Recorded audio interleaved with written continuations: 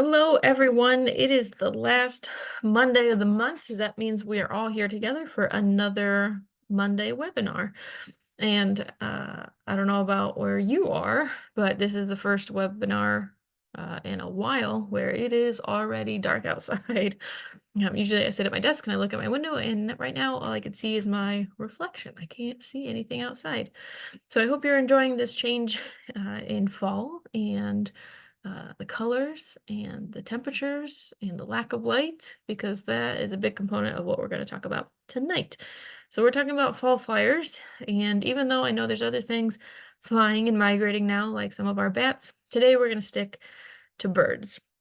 And even though spring migration is very exciting, and usually that's the one that everyone talks about because the birds are coming back with their spring plumage and their mating plumage, and they look beautiful and colorful. I feel like fall migration needs some credit too, because even though the birds are a little more drab, there's more birds going through because now we have the birds that have to go back where they came from, and all of the young that hatch this year are going with them. So there's more birds, and it lasts longer, right? I feel like sometimes when we think about spring migration, it's like if you blink, you're gonna miss it. But for fall migration, you have a couple months to catch whatever's going on. And sometimes it doesn't feel like it because according to Dark Sky International, 80% of the birds that are migrating in North America migrate at night. So if you feel like you're not seeing them, it's because they're going on at night. But we'll talk about some ways that we can really know what's going on. Okay, if you're new here, I'm going to ask you to go ahead and scan that QR code or visit our website, portageparkdistrict.org, because when you go there, it'll lead you to a pop-up that allows you to sign up for our newsletter. And that's how you learn about everything that's going on in the parks. So all of our new plans, especially with our new park that we're planning right now, um, and all the educational programming. So next month, November, we're going to be talking about turkeys, how fitting. In December, we're going to have Judy Semrock on to talk. And then I'm already starting our webinars for January. And if you have any suggestions on what you want to see next year for our webinar series, go ahead and shoot me an email so that we can give you what you want to learn about. While you're doing that and signing up for the newsletter, I'm going to go over our mission as always. So we want to conserve Portage County's natural heritage and provide opportunities for its appreciation and enjoyment. So the main word there is conserve. We want to keep Portage County looking like Portage County. And the second part of it is my job, right? I want to help you learn about all these wonderful things, because if you learn about them, then you'll appreciate them a little more. And if you appreciate them, then you'll help us take care of them. So that's really the whole purpose. Okay, let's get into it. Okay. So we touched on this in the introduction, but what causes migration? Mostly environmental changes, right? So these birds, they do have it in their genetics, right? It is part of them because they've been doing it for generations, but there are some external cues that really tell them it's time to go. And the most obvious ones are the ones that you and I are noticing anyway, right? We're having less daylight because the sun is coming up a little later, setting a little bit earlier. We're having less direct daylight, and the sun's getting lower in the sky, so it's not as warm, and that's causing our temperatures to drop as well. So those colder temperatures are telling them that it's time to get a move on. But it's not just those two things. A lot of it has to do with food availability, which we'll touch on later. But if there's less things to eat, you're not going to stick around. You're going to go where the food is. So they're trying to find more food. And then another one that I hadn't really thought about before is that leaf drop kind of affects some of them. So if you are nesting in a tree or out on a limb, but your tree has lost all of its leaves, now you have less protection from the weather and you're more susceptible to predators seeing you. So that's another reason to get out of town, right? And even though these things happen every year, we know that with the changes that we're seeing in the earth, um, those vary as well, right? And I'm gonna venture a guess that the drought that we had this year might have had some effect on the birds that are migrating.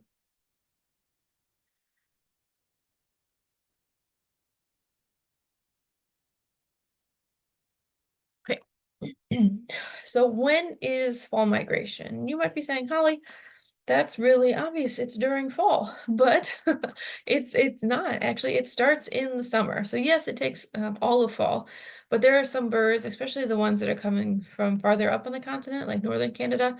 They start coming down as early as in July, and in some species as early as June. So they're leaving the northern part of the continent and starting to come down in August when we're still sweating. The shorebirds are starting to make their way. And those yellow warblers, like if you went to Berlin Lake during the spring migration and even throughout the summer, I feel like I couldn't walk there without feeling like I was going to get hit in the head with a yellow warbler. They're starting to head out by the end of August. In October and November, where we're sitting right now, this is when our waterfowl, like our ducks and our geese, they're going to start to leave. And then moving into later in the year, in December, um, that's when more of the stragglers are leaving, right? So like the procrastinators of the bird world, they're going to wait around long enough to see how bad winter really is, and then they're going to make the decision if they want to leave, and they're really going to wait for the weather to turn before they head on out. And we're finding that a lot of the sandhill cranes, which is wonderful, we're seeing an increase of them in the state, but they're waiting until December to make their move, right? If you really want to see the songbirds, like the ones that we appreciated back in spring, September would be the best time to look for those. So hopefully you got a chance to see some of them. Albeit, right, they're not as colorful because they're not in their mating plumage anymore. So to me, they all look like little brown birds, and fall migration for the songbird identification is a lot more challenging for me. When we talk about our birds migrating, right, you might be curious about how fast they're actually going. And it's been found that the birds are flying anywhere between 20 and 50 miles per hour, right? So think about how fast your car is going at 50 miles an hour. It is found that the larger birds are faster than the smaller birds. So we'll see our larger birds, like our geese, up towards the top speeds, with the smaller birds that are really tiny going a little bit slower. Right? So why don't all of our birds migrate? So we know that there are plenty of birds that stay here all year long, especially if you have feeders out. You can enjoy bird watching no matter how cold it is, the birds are going to be there, right?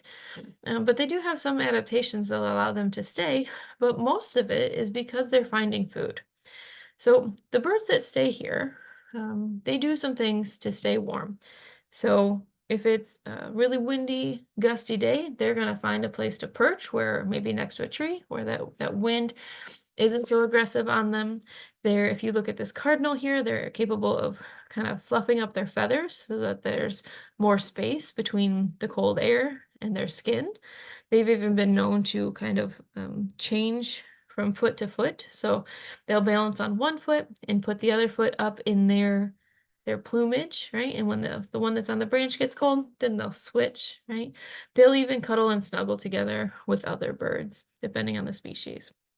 But it's been found that even the birds that migrate, they have those same capabilities. They could do that, but they're going to migrate because the food that they eat is not here. So the birds that eat seeds and the birds that eat insects, those are going to be the ones that tend to migrate, where our seed eaters, like our cardinals, like our black-capped chickadees, are going to be the ones that stay here because they have food readily available throughout the winter. And it doesn't hurt that we give them seed as well, right?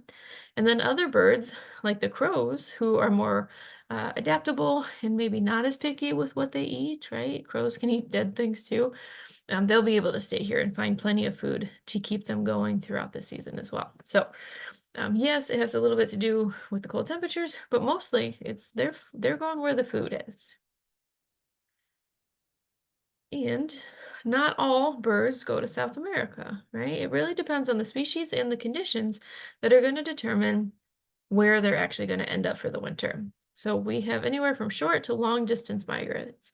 For short distance, it could be just a change in elevation. So I know we live here in glaciated Ohio. We don't have a lot of change in elevation, but our birds that maybe live um, in mountain ranges, right? Just going down a couple thousand of feet is enough of a migration so that they can find food sources and not be in so cold a weather and so dramatic of a weather situation. So it can be pretty short. Our medium distance migrants, they might stay within North America, but they're going to go just south enough to find better conditions, right?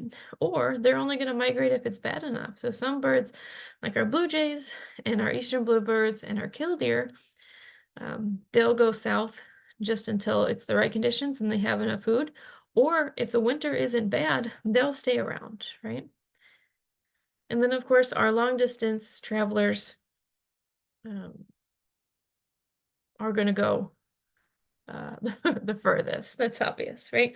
So Cornell says that there are 350 species that travel from the northern US and northern Canada to the Caribbean and South America. So these are going to be some of our vultures, some of our waterfowl, and especially things like our hummingbirds and those warblers that we watched come in through winter, right?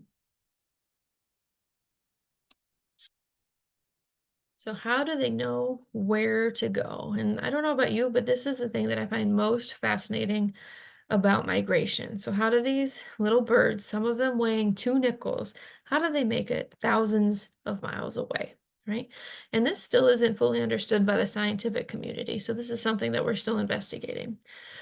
But they have come up with that.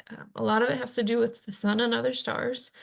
So remember, most of our birds are navigating at night. So they're using the stars just like sailors did in early times, right? They would understand the position of the stars and be able to orient themselves, and then they'll travel based on that. The magnetic field of the earth, they're also in tune with that, so they can know which direction they're going. And it's even been found in some species, like homing pigeons, that they'll use their sense of smell, right? They really will follow their nose to know where they're going to go. But what's really cool is that a lot of birds, they might follow different paths, whether they're coming north in the spring or going south in the fall. But if it's within the season, their route pretty much stays the same. And a lot of that depends on stopover locations. So these patches of areas that they know and have relied on for generations that have great food and water resources, but also shelter and protection from predators as well. So they rely on those stopover locations and knowing where those are. So those are very important. Another fascinating thing is that some of these new birds, the ones that just hatched this year, a lot of them make the migration by themselves the first year. So how does a bird that's never been to its winter location know where it's going? So again, yes, they use the stars and the magnetic field, maybe in their sense of smell, but they do have that innate capability because they've been doing it for generations. So it is part of their genetic makeup. Okay. So if you haven't heard about Birdcast before and you're into birds at all, I'm about to rock your world. If you are already familiar with it, you know how cool of a resource this is. So birdcast.info is a website that you can go through starting in spring migration and going through like around November 15th. It's going to end, but it is a website that uses weather radar information. So just like we have a forecast and you look at the forecast every day in order to get ready, this is a birdcast because it's using that same radar in order to track the amount of birds that are in the air as well as the direction that they're traveling. So this is great information to find out about their migratory behavior, but other data that can be drawn from this can be used to make decisions for bird conservation. So even though I really just use it to look at these numbers that astound me, scientists can use this to really make best practice decisions on how to help these birds, maybe even pass legislation to protect them. But it provides a lot of great information. And like I said, it's going to stop on November 15th because that's when the majority of our birds are done migrating. But if we look at this, here are last night's numbers. So again, we're kind of ending coming up on the end of it. We only have about 3 weeks left of the major fall migration.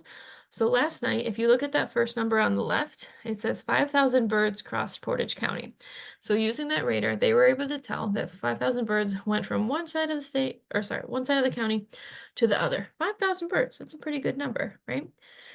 The number on the right is the peak migration traffic. So how many birds, or what is the highest amount of birds that were in the air at one time? And there were 3,800 birds in flight at one time last night. Okay, so those are pretty good numbers. The other data that comes with that, and it changes every day depending on when you look at it. So how many birds were in flight? When is the peak, right? You can see that we're kind of dwindling now, right? Most of the birds are gone, but back maybe a week before October, the middle of September, things were really starting to peak.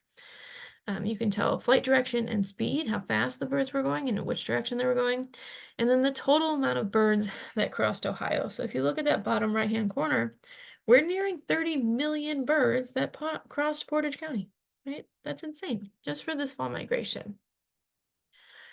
Some more information you can get from them are these nightly predictions, right? So this is for tonight. I grabbed this information this morning so we can have the most recent information. Sorry if you're watching the replay later this week on YouTube, but for tonight, they're going to estimate that 79 million birds are going to move throughout the entire country, right? And if you go on here, they also have a news section, so you can find really pertinent information that's affecting the birds. The most recent one I saw was that how the hurricanes like Helene and Milton, the ones that most recently came through, how they affected bird migration. So you can go on and really learn a lot about how weather and the things that are happening on the planet really affects our birds and their movements. So going back to this, we're looking at 5,000 birds crossed Portage County last night. Okay. So remember we said that the middle of September was pretty high. So we're going to go back to the middle of September. I think September 26th is the date I'm going to look for. And I want you to just make an estimate. So 5,000 crossed last night, and we're nearing the end of it.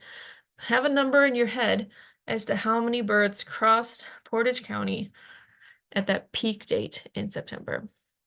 Do you have a number in your head? Okay, I'm going to reveal it in 3, 2, 1. Look at that. So just 3 weeks ago, we had over 3 million birds cross the county, right? In the peak migration, they were able to figure out that there were over 450,000 birds in the air at one time. So you can see that little red mark. It's kind of small on my screen, but they say high, right? So that is pretty impressive numbers. So again, when have we ever seen 3 million birds in the night or in the sky at one time? Never, because we're usually asleep, right? And they're traveling at night. They have suggested, and this is how they used to do it before we had this technology, that if you go out during peak migration times and maybe like on a full moon, look at the moon, you'll be able to see birds crossing in front of that. So keep that in mind for your next migration on a full moon. See if you can see birds crossing in front of the moon. Okay, we're going to make another prediction. This is September 26th data from Portage County. I want you to make a prediction of how many crossed the entire state of Ohio. Okay, same date, that peak date back in September. How many crossed Ohio, the whole state? Okay, so I'm going to reveal it in 3, 2, 1. Look at that. 7 million birds successfully crossed the state. And this migration number is nuts to me, right? At one time, there were 16 million, almost 17 million birds in the air at one time. Isn't that nuts? Yeah, you're getting close. So these are huge numbers of birds. So I have to remember to go out on a full moon and look up and see if I can see anything passing by. But I'm not usually up that late.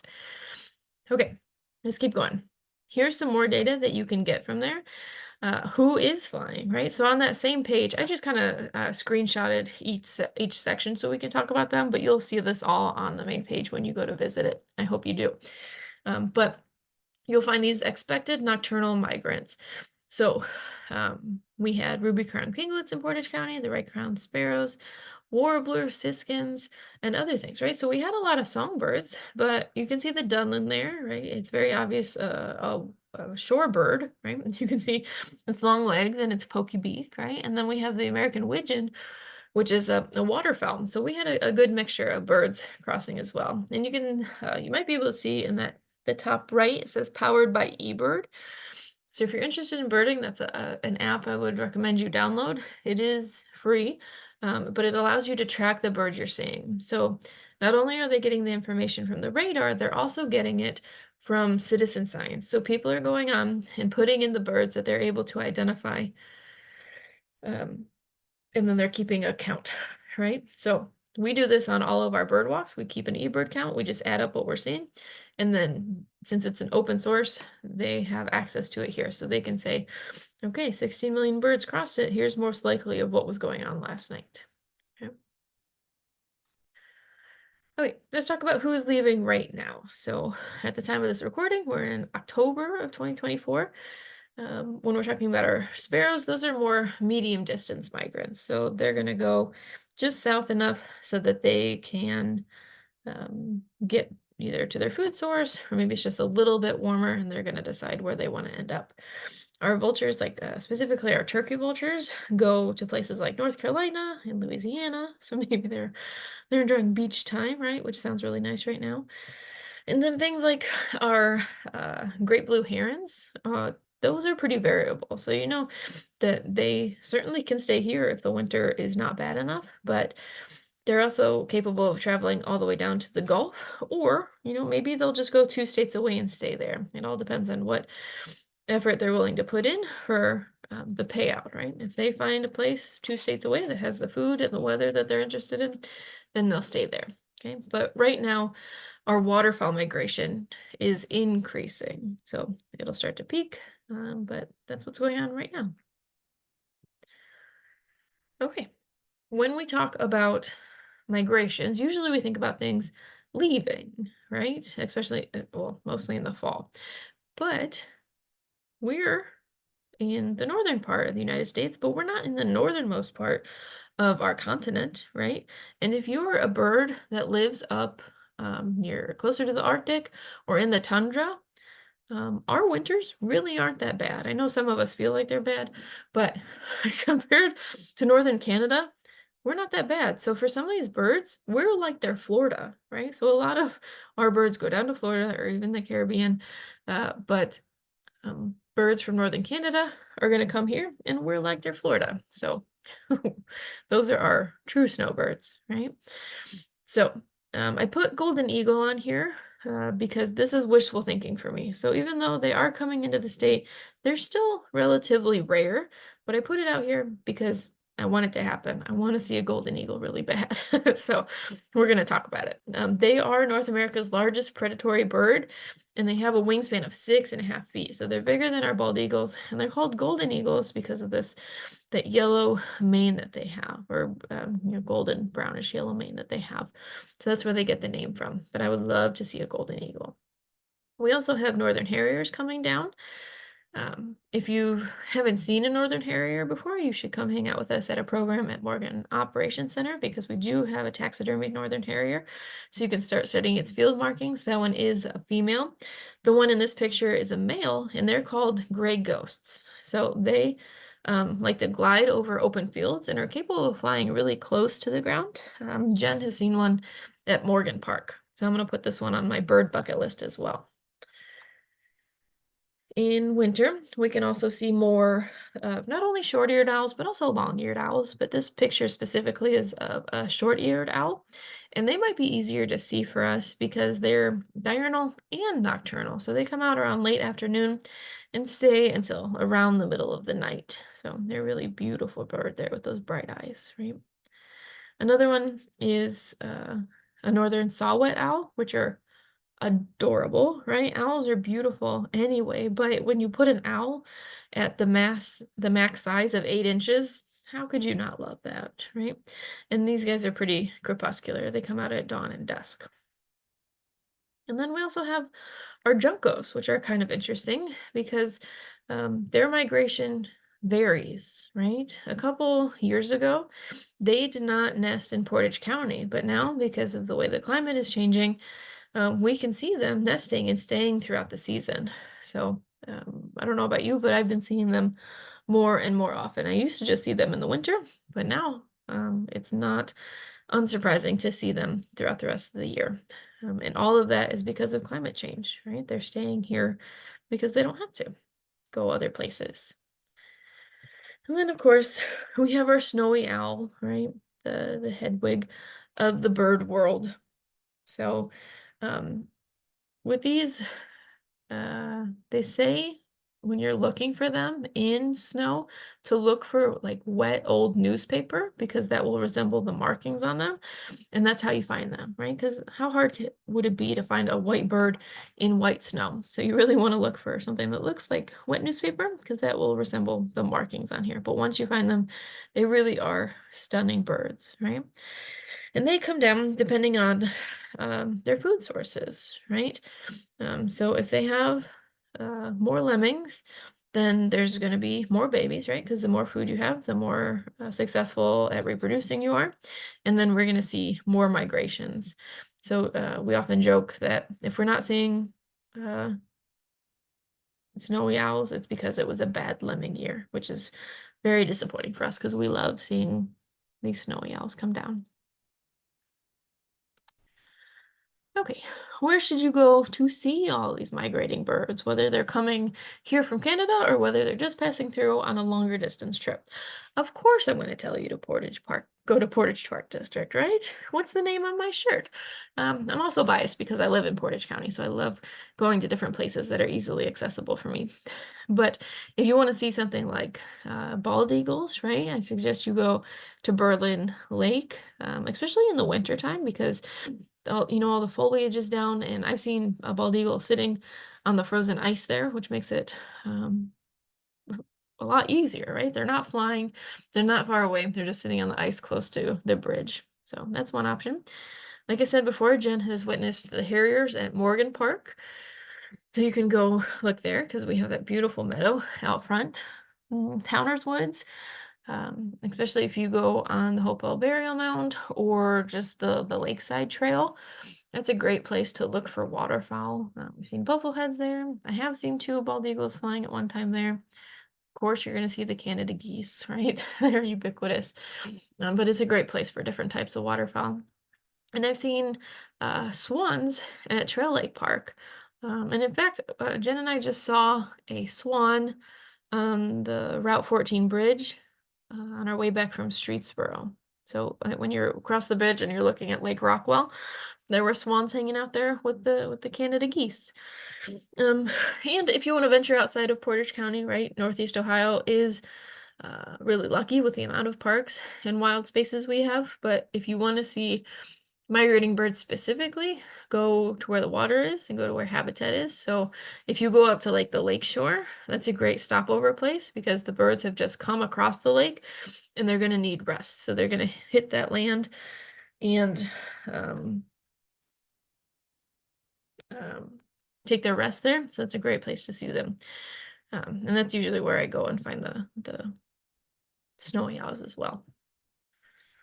Ooh. Speaking of things that happen in the fall, sorry, I just got startled because a stink bug landed right in front of me. That's not supposed to happen. Ugh. Okay, what challenges are they going to encounter? So I only put 4 big ones here, but there are so many more examples than the ones I've actually listed here. But obviously weather's gonna play a difference. Like we just talked about, those hurricanes are gonna cause some issues with the birds migrating. But just drops in temperatures, right? If they don't find a safe place to rest and it gets too cold, right? That can be problematic for them. Another one that maybe not a lot of people think about is light pollution. So I put this picture in here for us to get an idea, right? So the birds, for the most part, are using the stars and visual cues in order to migrate. But if we have so much light pollution that we're blocking them out, that can really disorient them and not allow them to be able to see and navigate to where they're going, right?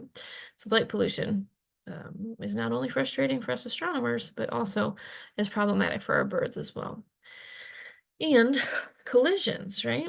If you are a bird that's flying along and you are traveling through here, you see a reflection because of the way the light is playing off the glass, that can turn deadly for you because you're going to fly right into maybe the side of a skyscraper or just a taller building within the city. So collisions are really problematic for our birds as well.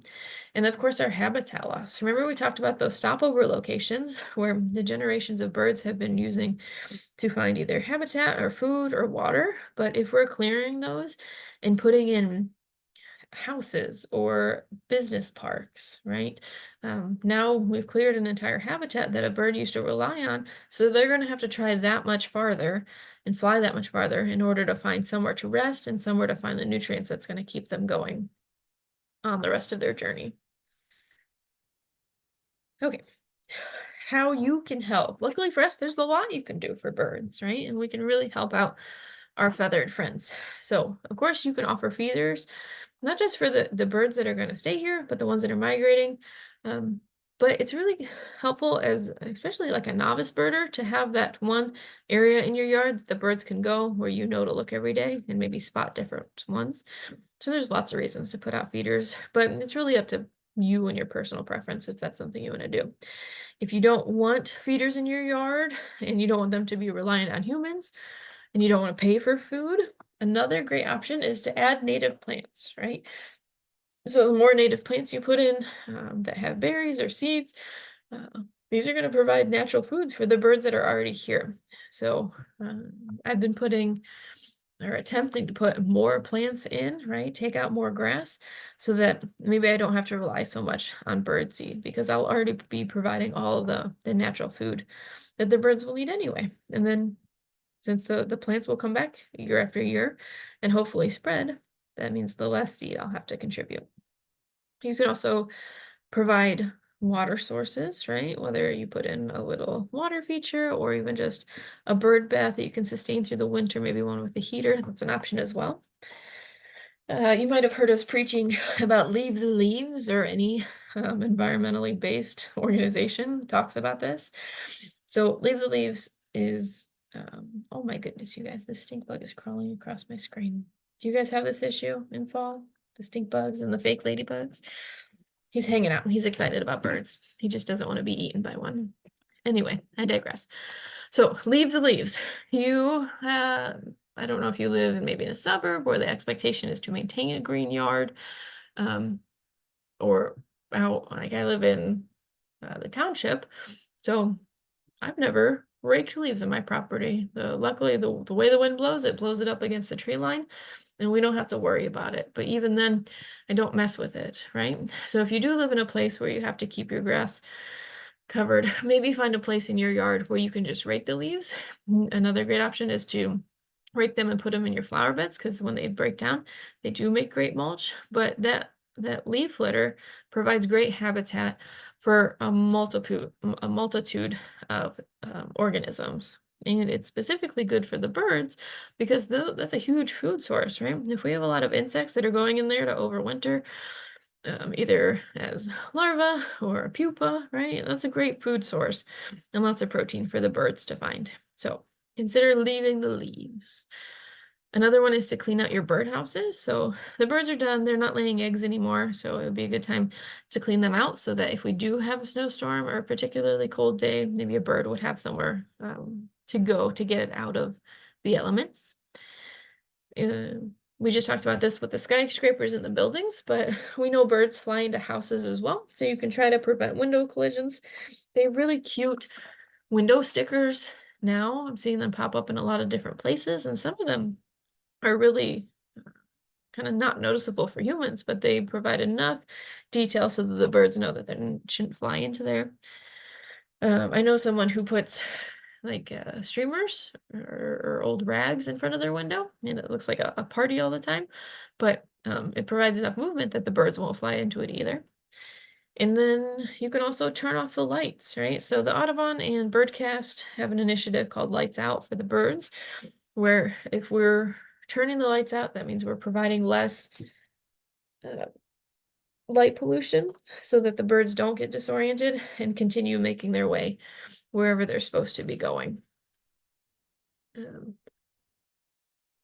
if you look that up, there's a lot of options. So maybe you don't even have to turn the lights off, you can just change the type of light and maybe go to like a warmer color. It depends on what your goal is. So there's lots of options there. And of course, contribute to eBird. So if you're already out there looking at birds, you can put in the data and then people can study their migration patterns and when they end up in different locations and how they're getting there as well.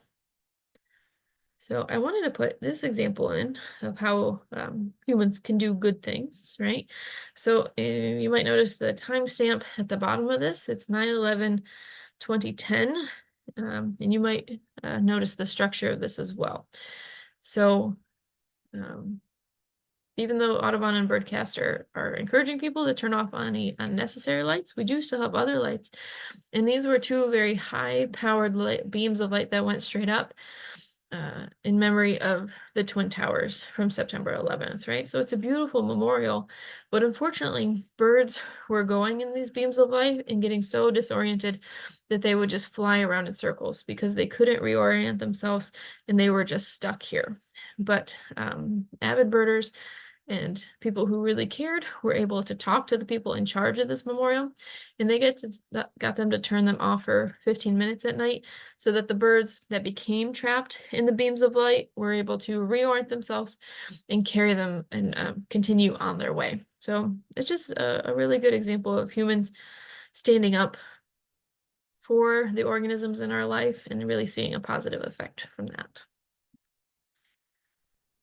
Okay, if you want to learn more about this, again, I talked a lot about it, but go visit Birdcast. It's fascinating. Play with the dates, see what's going on there, and then remember to come back to it in the spring because that'll give you a good idea of when to get out and really start looking for birds. Black Swamp Bird Observatory, if you haven't heard of them yet, they're located in Northwest Ohio, and they have a lot of great birding tips and specifically birding migration information. And they're a really great resource. And then, of course, ODNR, our state does a really good job of providing educational material for lots of different topics, but birds as well, right? Okay, well, I hope you learned something about bird migration. If you have any questions about any of the things we talked about, or maybe you want to share something, feel free to put it in the chat box. But if not, I hope you have a wonderful evening. I see some of my non-feathered friends that have made their way to Florida are on here tonight, so I want to say hi to you. I miss you guys, and I hope you're having a good time down south. But let me know if you have any questions, and thank you for joining me tonight.